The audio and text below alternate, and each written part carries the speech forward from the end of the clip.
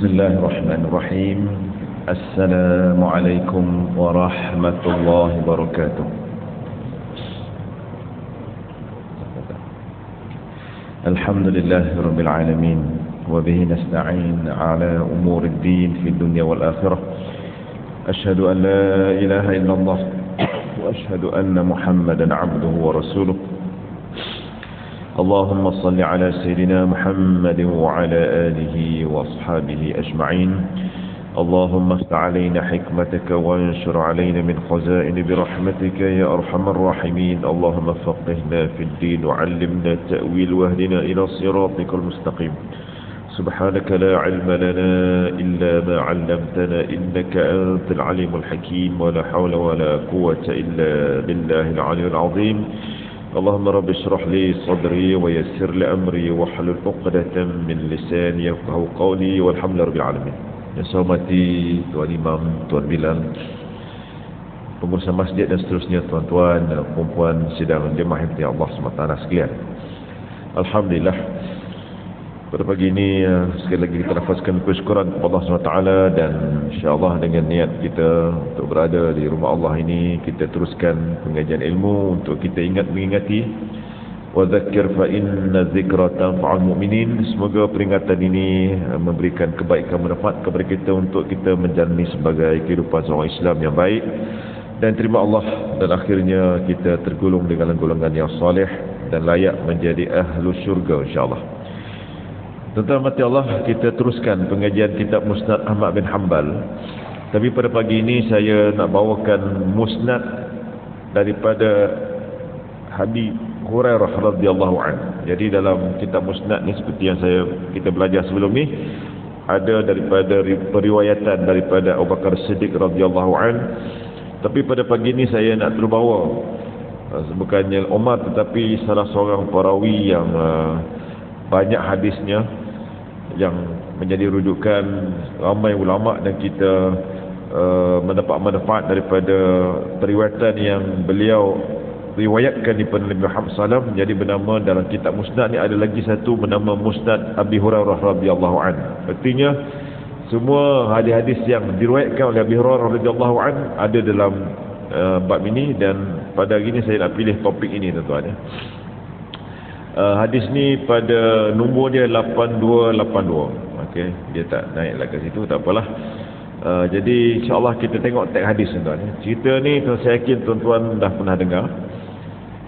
Cerita tentang sedekah kepada tiga pihak. Saya rasa tuan-tuan pernah dengar kan? Sedekah pada pelacur, sedekah pada pencuri, sedekah pada orang kaya. Pernah dengar? Kita ulang kaji insya-Allah. Ini dia tuan-tuan hadisnya.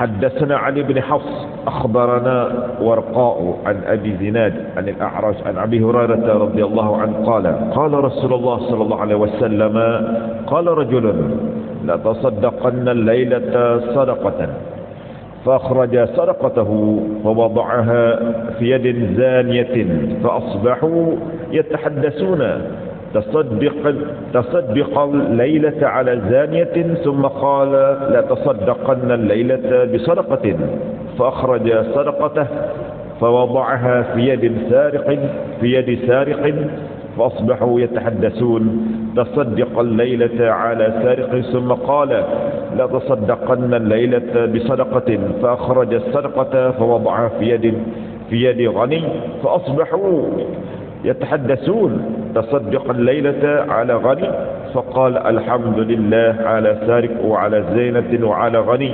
قال فأتي فقيل له أما صدقتك فقد تقبلت، أما الزانية فلعلها يعني أن تستعفع به، وأما السارق فلعله أن يستغني به، وأما الغني فلعله أن يعتبر فينفق مما آتاه الله. حكم الحديث إسناده صحيح على شرط مسلم.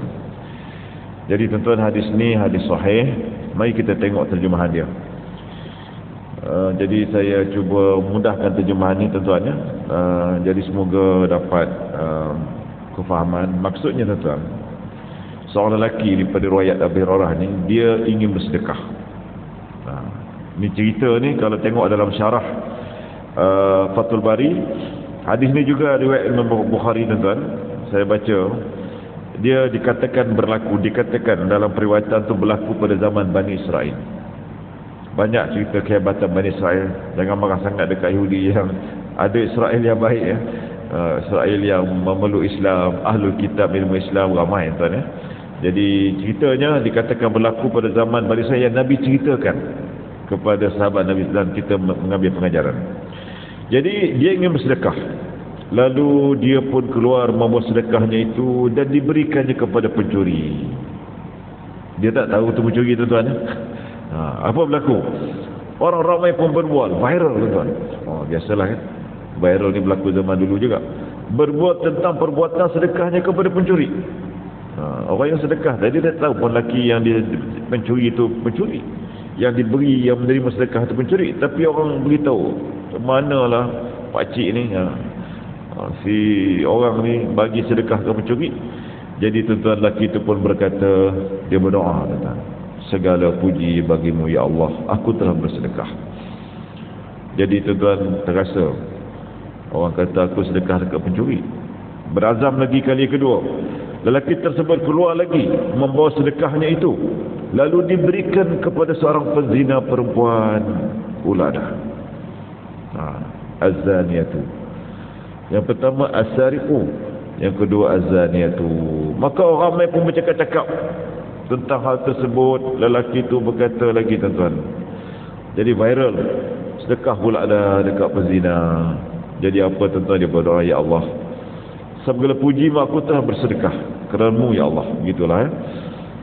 Kali ketiga tuan-tuan, dikatakan dalam masa saya belajar dulu, kata ustaz, malam ketiga.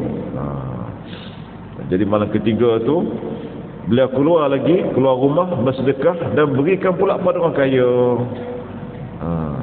Jadi orang tu kaya tuan-tuan ya. Jadi sekali lagi tuan-tuan, orang ramai pun biasalah, viral lah balik.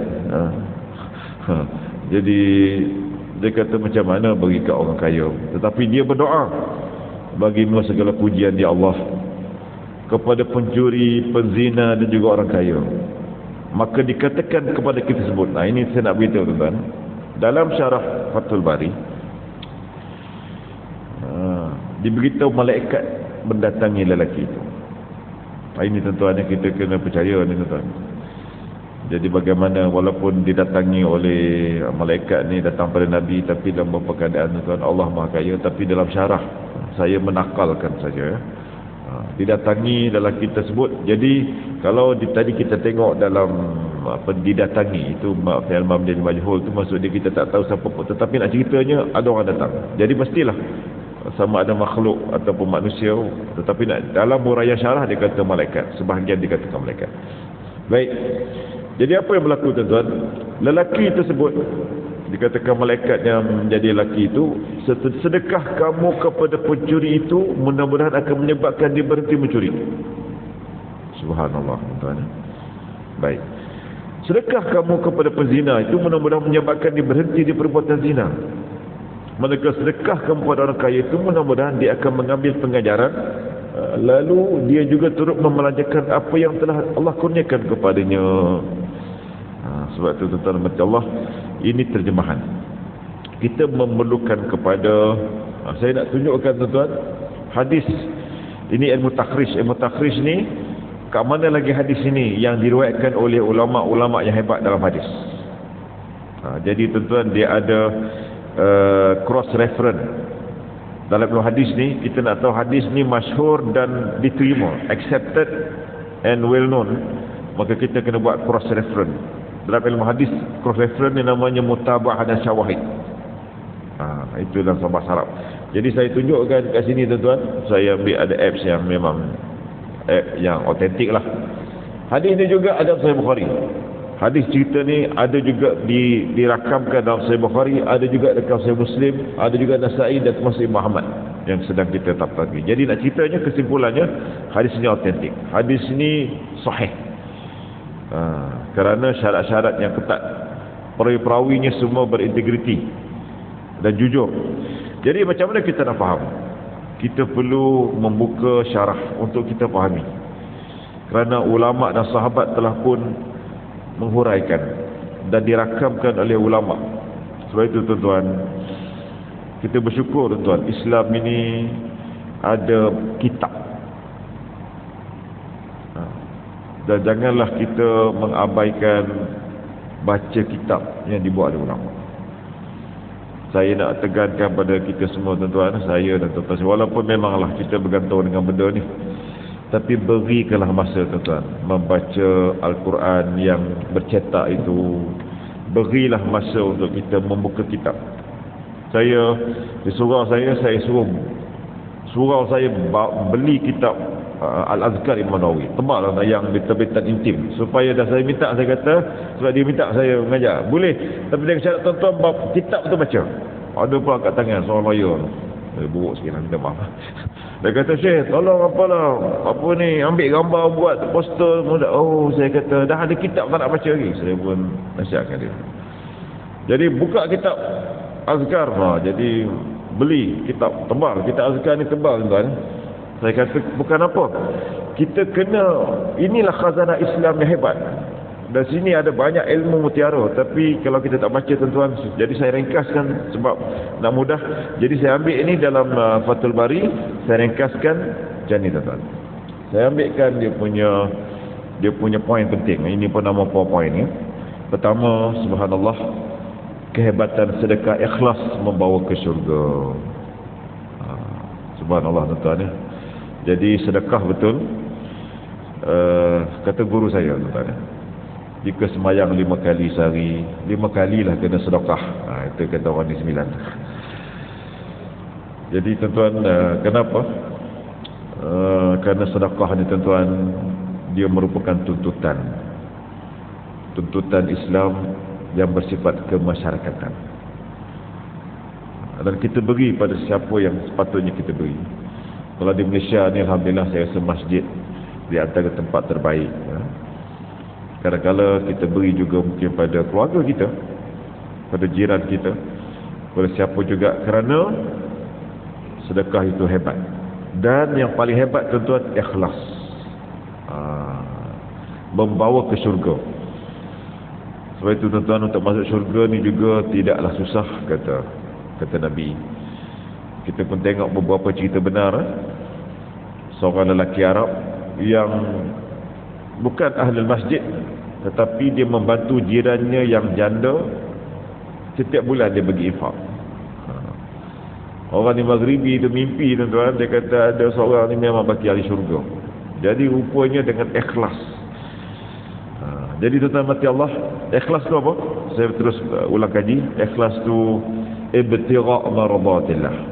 Mudah. Kita buat ni mencari keridhaan Allah. Tuan-tuan buat apa pun. Jadi sedekah ni tuan-tuan, sama ada dia sedikit ataupun banyak, tapi yang penting ikhlas. Tapi jika ikhlas yang banyak, hebatlah. Ikhlas tapi sedekah tu banyak, lagi hebat. Ikhlas sampai boleh buat masjid, dia punya infak, subhanallah. InsyaAllah tuan-tuan, kalau ikhlas itu sampai boleh buat masjid, boleh itu insyaAllah ke syurga lah kita, insyaAllah. Sedikit tapi ikhlas, insyaAllah juga pasti akan diterima Allah SWT. Sebab itu tuan mati Allah, cerita sedekah ni tuan-tuan, dia seiring dengan solat.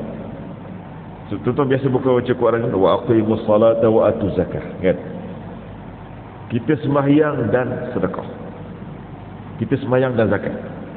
Jadi dalam beberapa pulangan ayat tu, sedekah dan zakat ni ada wajib dan sunat.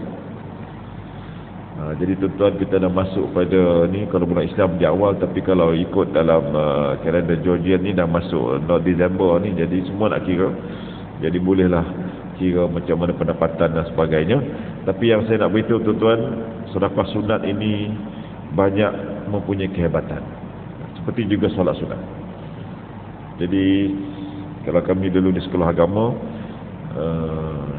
walaupun 10 sen, kata ustaz saya, walaupun 10 sen, 5 kali solat 10 sen, dia dapat 50 sen kerana Allah. Jadi memang disediakan tabung kat surau kami tu, dan setiap kali tazkirah ustaz kata jangan 10 sen pun tak sedekah. Masa tu tak adalah benda-benda macam ni tuan-tuan ya. Jadi tuan-tuan mati Allah, pada saya Tak kira lah apa juga orang kata ramalan-ramalan tuan-tuan. Dengar boleh, tapi kita kena yakin ar-raziq, rezeki itu daripada Allah SWT. Tuan-tuan. Sebab itu doa kita yang ikhlas tuan-tuan, insya-Allah telur akan cukup, insya-Allah tuan-tuan. Minyak akan cukup, insya-Allah. Dia sistem ekonomi akidah ni tuan-tuan, dia lebih lihat di kuasa Allah yang boleh merubah apa-apa kartel kan tuan-tuan. Kita kena yakin kuasa Allah lagi hebat lagi, ar-raziq daripada Allah. Sebab itu ikhlaskanlah setiap pemberian. Sebab itu tuan-tuan, saya nak berceritakan beberapa kes sikit. Sahabat Nabi SAW, semua sahabat Nabi, Abu Bakar Siddiq radhiyallahu an, Umar Al-Khattab radhiyallahu an, Uthman ibn Affan radhiyallahu an, Ali bin Abi Talib radhiyallahu an, dan semua sahabat radhiyallahu an. Mereka ni tuan-tuan, bila sampai perkara untuk jihad, untuk jihad qital, jihad peperangan, Abu Bakar Siddiq radhiyallahu an akan berikan semua apa yang ada, tuan-tuan. Umar, Abu Bakar, sampai Umar ditanya, macam mana kasihnya kau pada Allah dan Rasul apa? Dia kata, aku sayang diri aku daripada Allah dan Rasul. Nabi kata kena suruh sayang pada Allah dan Rasul dulu. Jadi nak ceritanya tuan-tuan, untuk Islam ini kita kena sanggup untuk melaksanakan perintah ini, dan kepada manusia tu kita kena bantu. Jadi membantu manusia lain itu dengan sedekah. Dalam kita mendirikan solat, jangan lupa manusia untuk dibantu. Inilah tuan-tuan hebatnya Islam. Bayangkan kalau 5 kali kita solat, kita mampu letakkan tabung itu, ataupun mungkin jumpa orang kat sana. Saya tengok di sini ramai orang menunggu. Kita kalau lillahi ta'ala bagi saja tu. Sebab mungkin kita ada keperluan nak bagi, kita ada rasa nak bagi-bagi, silakan. Kita niat baik. Kita pun tak perlu cemak siapa dia sebenarnya yang terima sedekah kita. Sebab itu terhormat Allah, sedekah ikhlas ini insya-Allah pasti membawa ke syurga. Kerana biasanya orang sedekah ni tuan-tuan juga orang yang ada sifat kemanusiaan untuk bantu orang lain. Sebab itu terhormat Allah, jangan jadi orang Islam. Didiklah keluarga kita tuan-tuan, anak-anak kita yang dah bekerja, ingatkan mereka tuan-tuan, berapa jangan lupa sedekah walaupun sedikit tetapi ikhlas. Ini cukup penting. Yang kedua, saya nak muhasabah pada diri kita tuan-tuan. Ikhlas ini dituntut oleh Allah dan Nabi dalam setiap amalan. Ini yang begitu abstrak, seumpama satu titik hitam. Titik hitam di atas batu hitam dalam malam pula. Manusia sukar untuk menilai. Tetapi ada tanda-tanda yang boleh manusia tengok. Tanda apa dan boleh dirasai oleh orang itu? Dia mendapat satu ketenangan, dia mendapat satu keyakinan, dia mendapat pelbagai lain kemuliaan Allah. Dan Allah mengira dan balasan hebatnya tuan-tuan, iaitu balasan kemuliaan di dunia dan pasti besok tuan-tuan di akhirat bernama syurga. Sebab itu dalam banyak-banyak huraian ulama, kalau tuan-tuan tengok hadis tentang akhbirni anil Islam, akhbirni anil iman tu kan, akhbirni anil ihsan, kita buka hadis 40 tu, datang malaikat Jibril tanya pasal iman, Islam, dan akhir sekali ihsan. Ingat tak tuan-tuan apa huraian Nabi? Ihsan tu apa? An ta'budallaha ka'annaka tarahu fa in lam takun tarahu fa innahu yarak, atau kama qala Nabi sallallahu. Jadi tuan-tuan, kita sembahyang tadi seolah-olah Allah melihat kita. Allah ada melihat kita solat. Kita tak nampak Allah tuan-tuan, tapi kita antak ka'annaka tarahu, seperti juga kita melihat bahawa Allah ni memang ada, tapi fa in lam takun, apabila kau memang tak dapat niat, tetapi fa innahu yarak. Jadi tuan-tuan, nak ceritanya itulah sibratullah, itulah dia sebenarnya kita berada dalam semuanya dalam pemantauan Allah. Sebab itu tuan-tuan Allah, Dalam keadaan ini tuan-tuan, inilah yang kehebatan amalan. Amalan yang terbaik, sedikit tapi berterusan. Bukannya banyak sekali tapi tak buat dah selepas itu.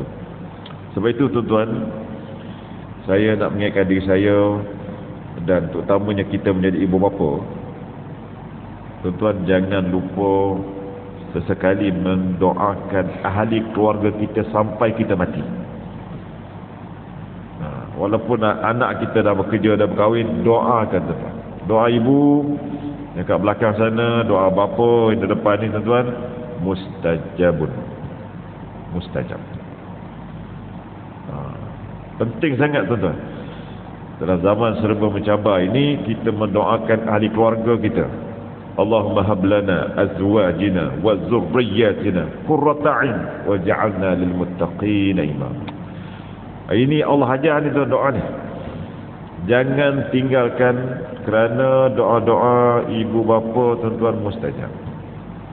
Doakan anak-anak kita, menantu kita, cucu-cucu kita, jiran kita tuan-tuan mendapat hidayah Allah.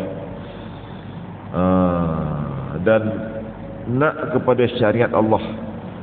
Kerana kita perlukan manusia yang baik untuk berada dalam sebuah tempat supaya rahmat Allah kekal. Sebab itu tuan-tuan, apabila doa ikhlas ni dia boleh merubah apa-apa sangkaan orang, apa-apa orang nak buat. Dan dikatakan juga tuan-tuan, ketetapan Allah itu boleh diperbaharui. Sekiranya kita doa, ya Allah panjangkan umur untuk kita buat baik, sehatkan untuk kita boleh pergi solat, boleh sujud dengan baik, ya Allah tuan-tuan. Itu tanda bagaimana Allah telah memberikan. Sebenarnya terlalu banyak saya yakin tuan-tuan dalam masjid ni meyakini Allah memakbulkan doa kita. Sebab itu tuan-tuan, berniat ikhlaslah kerana Allah, bukan pada orang. Sebab apa? Kalau kita buat sesuatu pekerjaan, memanglah saya pekerja di Melaya, memang saya pergi di Melaya, tetapi itu nak beritahu saya lebih meyakini sebagai seorang Muslim kerana Allah bagi ruang, dan saya nak memohon supaya apa yang saya buat di Melaya ni akan menjadi amal soleh untuk saya masuk syurga. Jadi itu tak sama dengan tuan-tuan orang pergi di Melaya ni terpaksa. Dia akan timbul perasaan tulus kat situ, gembira, orang tengok, oi jauh ke dekat ke, tapi kita bahagia, kita seronok, kita rasa semoga apa yang kita buat ni tuan-tuan Allah berikan besok yang paling hebat. Sebab tujuan kita yang besar untuk mencari keredaan Allah. Kalau ini tuan-tuan dapat dilakukan, 313 orang tentera sedikit tuan-tuan boleh mengalahkan musuh yang besar. Kerana malaikat turun membantu. Baca suratul Anfal. Tak kira lah peramal kata munafik kata confirm kalah ke, confirm kalah. Lupa. Yang ini peramal ramai lupa. Malaikat punya bantuan yang boleh mengubah hati manusia ni. Nah, ramai lupa bab ni tuan-tuan. Sebab itu tuan-tuan mati Allah. Kita perlu yang ketiga ni, apa dia? Ini tuan-tuan. Saya nak beritahu tuan-tuan ya, kehebatan doa ikhlas. Saya nak beritahu tentang malaikat ni sebab dalam syarah ni tuan-tuan ada disebut oleh ulama bernama At-Tibbi Bayat. So ulama dia kata malaikat tuan-tuan yang kita hadir ke rumah Allah ni menjadi saksi dan mengangkat doa kita. Tak sama dengan orang doa solat orang munafik. Saya ketika saya sebut soal munafik ni, ada seorang tanya ke saya, ustaz dia selalu sebut. Sebab ini Allah sebut, saya kata, bukan Quran. Jadi seorang munafik ini dia semayang kerana orang. Tak sama dengan semayang orang yang khusyuk kerana Allah SWT. Saya kata kalau tuan ada Quran, buka suratul Mu'minun. A'udzu billahi minasy syaithanir rajim. Bismillahirrahmanirrahim. Qad aflahal mu'minun alladzina hum fi salatihim khashi'un. Kan? Betul tuan-tuan? Tuan-tuan, sebab itu Jadi orang yang khusyuk ni tuan-tuan, dia tak sama dengan sembahyang orang menifak. Sebab itu sembahyang ni penuh dengan doa. Sebab itu Fatihah ni satu doa. Dan sebab itu kita disunatkan mengaminkan doa imam, Fatihah imam, kita pun baca balik Fatihah, dan pasti diterima oleh Allah SWT. Sebab itu tuan-tuan, saya nak mengingatkan diri saya tuan-tuan, apabila ada orang solat, menjaga solat, kita mungkin tak suka diri dia tu, hati-hati tuan-tuan, hati-hati. Kerana sebab tertentulah, kerana pakaian dia ke, kerana warna dia ke, tapi kita tahu orang tu solat. Buktinya tuan-tuan, memang kita boleh tanya orang masjid ni, memang ada, setiap hari Jumaat ke memang ada. Dan kita membaca hadis bulan lepas, pemimpin yang solat tuan-tuan, kita kena sabar. Walaupun mungkin ada kemungkaran dilakukan, tapi dia sembahyang. Apakah sembahyang tu orang munafik, tetapi paling tidak kita kena sabar. Biar Allah tentukan macam mana keadaan dia, untuk kita jaga ketenteraman. Sebab itu tuan-tuan, jangan cepat menghina dan membenci orang yang solat ini. Kita bagi husnuzan. Dan kalau kita nampak dia sembahyang tak betul, kita boleh betulkan sama-sama kerana Allah kasih sayang. Sebab itu Nabi kata, muru auladakum bis solat. Ajar anak-anak kamu ni tentang solat. Sebab itu tuan-tuan mati Allah, pesanan guru saya tu minta maaf lah, sebab sekarang ni kita mengamalkan, termasuklah ayah saya, setiap kali nak tidur tuan-tuan, nak tidur malam, macam tadi nak tidur malam, ingatkan ahli keluarga kita, terutama mungkin anak lelaki kita tuan-tuan, bahawa bangkit subuh. Dan saya tadi keluar awal beritahu ke isteri, make sure anak-anak kita dalam bilik kat atas tu bangkit subuh 5:30 get ready. Kerana apa tuan-tuan? Itu terkandung kalau kita baca kitab Muhammad Nasir Alwan dalam kitabnya Tarbiyatul Aulad. Setiap hari yang memang kita kena didik keluarga kita ni, isteri kita, suami kita ke, dan anak kita yang ada dalam rumah kita, tentang solat. Jadi kena bagi alert warning ataupun alarm ataupun peringatan bahawa bila tidur malam, paling tidak tidur untuk berehat, bagi untuk kita bangkit subuh dengan izin Allah jika nyawa ada lagi. Sebab itu tuan-tuan dan mati Allah, kenapa? Kerana solat yang 2 rakaat dan sebelum subuh tuan-tuan, doa begitu hebat. Bukalah, bacalah surah Muzammil. Tuan-tuan baca surah Muzammil pada ayat terakhir. Subhanallah tuan-tuan ya. Kita kena ambil ruang baca Quran, kita kena berdoa, kita kena solat malam. Kerana kita memerlukan hidayah dan pertolongan Allah pada awal pagi. Dan ini kekuatan orang Islam tuan-tuan. Ini kekuatan orang Islam yang Allah akan bantu bersama malaikat. Dan ini kekuatan sahabat sampai boleh membebaskan Baitul Maqdis daripada kerajaan Byzantin di Palestin. Sampai zaman Umar Al-Khattab radhiyallahu anhu, kerana dakwah tadi, Nabi suruh membebaskan Masjid Al-Aqsa daripada Byzantin Kristian, akhirnya sekarang Yahudi. Kembali balik. Sahabat ni tuan-tuan, kalau kita lihat dari sudut fizikal ni macam tak logik tuan-tuan, boleh kembali balik, boleh perjalan. Semua jalan bukan ada jalan kereta api, jalan kapal terbang, tetapi itulah keikhlasan mereka mencari keridhaan Allah. Allah telah membuktikan Islam sampai kat Chechnya di Rusia sana. Islam sampai dekat China. Sahabat dan juga tabi'in punya kerja tu. Sebab itu kerana mereka mempunyai keyakinan terhadap Allah SWT, walaupun di sudut fizikal nampak tak hebat, bilangan tak ramai, tetapi keyakinan kita malaikat tuan-tuan ada bersama orang Islam. Sebab itu akan berlakulah keputusan-keputusan yang di luar jangka dalam Islam. Kita kena banyak berlapang dada. Bila dah berlaku, lapang dada dan terima.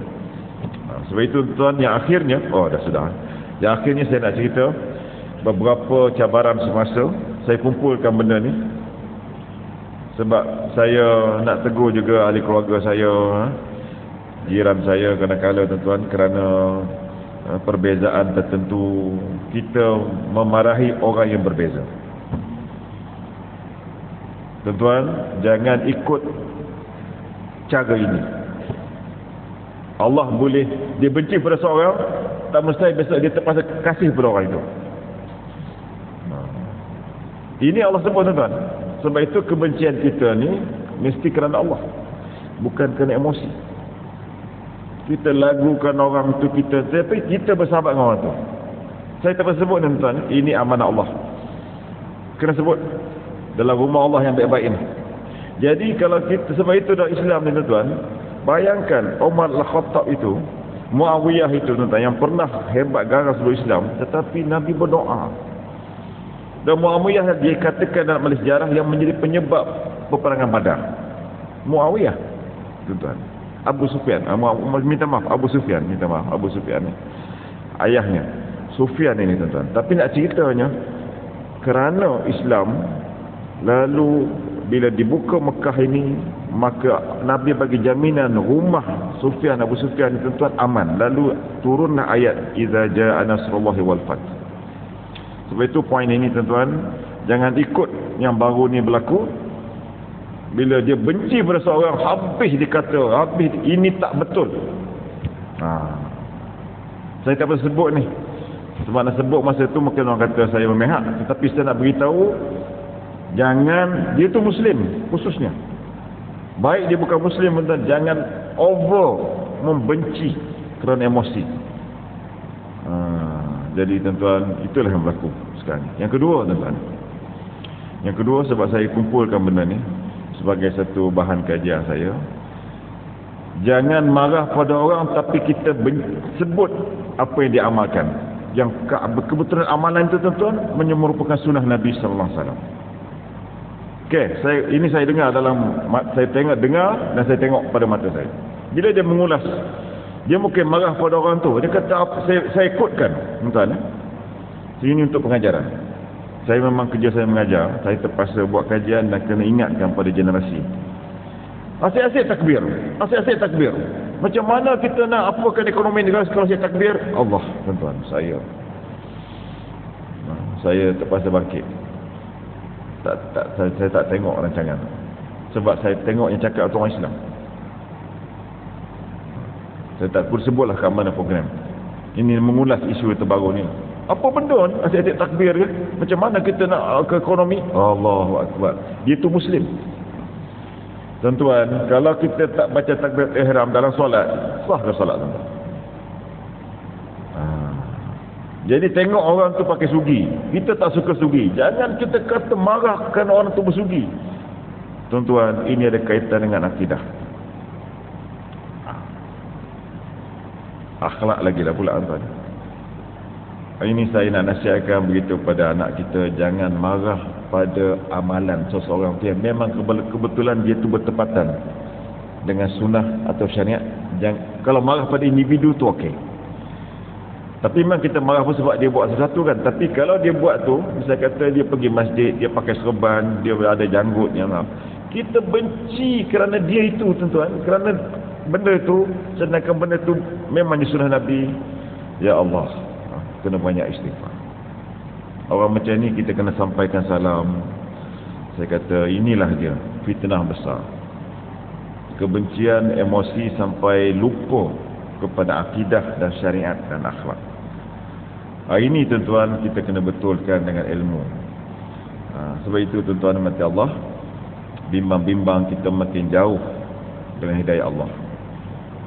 Sebab itu, tuan-tuan, bila dibagi ruang masa hari Jumaat ini, khatib memang kena bacakan ayat Allah, ittaqullah. Sebab apa? Nak mengingatkan kepada semua orang hari Jumaat itu bertakwa pada Allah, istighfar balik, tuan-tuan. Sebab kadang-kadang kita manusia betul, kita dibekalkan sifat marah. Allah pun ada kemarahannya, tuan-tuan. Tetapi jangan kemarahan kita pada manusia tanpa ilmu. Kita kadang tahu seseorang, macam Nabi lihat seorang lelaki tiba-tiba kencing dalam masjid. Lelaki A'rabi. Dalam Al-Quran pun ada kalimah A'rabi. Lelaki A'rabi ini kalau terjemahan orang Arab dusun. Orang Arab dusun ni bukan duduk dusun tapi duduk padang pasir. Dia ni dah terbiasa tanpa peraturan, adab pun agak kurang. Memang kalau dia nak kencing kat mana. Tapi dia tak ada kefahaman dan nilai, pergi masjid tiba-tiba perut kencing. Ini ada tentang buka hadis. Macam mana Nabi menguruskan situasi ini. Ketika sahabat lain marah, memang patut marah sebenarnya. Pada benda yang kita tak suka, kita akan ada perasaan marah. Tetapi Nabi nak ceritanya hikmah dia, Nabi ajar, biarkan dia habis kencing. Jangan dimarah ketika kencing tu berceceh-ceceh pula tuan-tuan ya. Sebab Nabi dah ajar macam mana cara nak bersihkan. Sebab itu tuan-tuan, saya bercakap ini mengikut sunnah yang saya harap betul. Kita bercakap selepas peristiwa sebagai bukti. Nanti kalau saya sebut masa tu pula ada macam-macam persepsi, saya ni nak cuba mengajak orang itu ini. Tapi bila ada berlaku, kami kena catat sebagai satu pengkaji yang kebetulan itulah bidang kita. Saya catatkan semua ni. Saya catatkan juga semua peramal-peramal orang Islam sebelum berlaku. Over peramal. Tapi dia lupa tu malaikat dengan doa-doa ni boleh mengubah semua peramal. Jangan over ramal. Macam hujan ni tuan-tuan. Sebab itu doa tu ramai orang tak nampak. Orang tak yakin. Kenapa bila nak hujan, bila hujan turun, yang pertama turun Allahumma sayyiban nafi'ah. Mudah ya Nabi ajar. Tapi berapa ramai orang kita tuan-tuan beriman pada ni. Bila dah lama hujan, Allahumma hawalaina wala alaina. Ini ada dalam hadis. Tapi bila dah banjir semua pakat marah. Marahlah pada orang lain. Tidak muhasabah diri. Ini pada saya tuan-tuan agak malang. Sebab itu kesimpulannya, dalam 3 fiqh hadis ni, sedekahlah tuan-tuan, yang akan membersihkan kita punya kebersihan jiwa kita, kikir, loket kita, kedekut kita, dan amalan yang dibuat oleh banyak sahabat ulama tuan-tuan ketika sebelum atau selepas solat. 5 kali sehari ini walaupun sedikit tapi sedekahlah. Dan yang kedua tuan-tuan, ikhlas dalam setiap amalan kerana tujuan menciptakan Allah. Sebab itu benda ni very subjektif, tetapi hanya orang itu dan Allah mengetahui bagaimana hebatnya amalan yang ikhlas. Yang ketiga tuan-tuan, kehebatan doa. Sebab itu tuan-tuan, doa ni subhanallah, antara azan dan iqamah ni tuan-tuan jangan banyak berburak sangat. Minta maaf saya sebut itu doa mustajab. Itu waktu mustajab. Ketika sujud tuan-tuan ada hadis masa sujud tu paling tidak subhana rabbiyal a'la wa bihamdi subhan Allahumma ghfirli zunubi, ya Allah ampunkan dosaku, paling tidak tuan-tuan. Maka ketika sujud akhir ke sujud awal ke, itu juga pesanan Nabi. Sebab itu tuan-tuan, bila orang ramalkan ekonomi teruk, kita cukup yakin lagi tuan-tuan, Allah mengaturkan rezeki. Sebab itu tuan-tuan, doa-doa kita sekali lagi tuan-tuan, orang duk ramal macam-macam ni, tetapi kita yakin Allah pemberi rezeki. Dan insya-Allah tuan-tuan, kita akan menjadi golongan yang hebat insya-Allah di sisi Allah SWT, dan kita istiqamah dengan apa yang kita buat ini. Sekadar ini dulu, sekadar satu pesanan daripada saya, mohon maaf di atas kekurangan. Subhanakallah wa bihamdik, asyhadu an la ilaha illa anta, astaghfiruka wa atubu ilaik. Bismillahirrahmanirrahim. Wal 'ashr innal insana lafi khusr illa alladhina amanu wa 'amilus solihat wa tawassaw bil haqq wa tawassaw bis sabr. اللهم اهدنا الصراط المستقيم صراط الذين أنعمت عليهم من النبيين والصديقين والشهداء والصالحين وحسن أولئك رفيقا. اللهم اجعل جمعنا هذا جمعا مرحوما وتفرقا من بعده تفرقا معصوما. اللهم ربنا آتنا في الدنيا حسنة وفي الآخرة حسنة وقنا عذاب النار. والحمد لله رب العالمين. والسلام عليكم ورحمة الله وبركاته.